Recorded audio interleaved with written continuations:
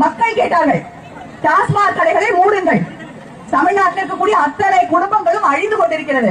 வீட்டுக்கு வர வேண்டிய வருமானம் வருவதில்லை, பிள்ளைகள் படிக்க முடியவில்லை, வீட்டு வாடகை கட்ட முடியல, சாப்பாடு வாங்க முடியல, துணி வாங்க முடியல, வாழ முடியவில்லை. எத்தனை இளைஞர்கள் பாதிக்கப்பட்டு உயிரிழக்கக்கூடிய நிலை. இந்தியாவிலேயே அதிகமாக இளம் விதவைகள் வாழக்கூடிய மாநிலமாக தமிழ்நாடு மாறிக்கொண்டிருக்கிறது. தயவு செய்து இந்த மதுக்கடைகளை மூடுங்கள். டாஸ்மார்க் மூடுவோம் சொல்லி நீங்க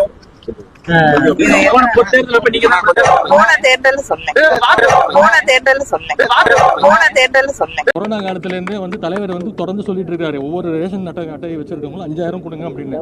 அப்பெல்லாம் வந்து தமிழக அரசுல நிதியில சொல்லிட்டு இப்போ வந்து எலெக்ஷன் கிட்ட வந்தோடனே இந்த 2000 ரூபாய் கொடுக்குறாங்க. மர்க்கா சொல்லு. இப்போ வந்து எலெக்ஷன் கிட்ட வந்தோடனே இந்த 2000 ரூபாய் கொடுக்குறாங்க. மர்க்கா சொல்லு. இப்போ வந்து எலெக்ஷன் கிட்ட வந்தோடனே இந்த 2000 ரூபாய் கொடுக்குறாங்க.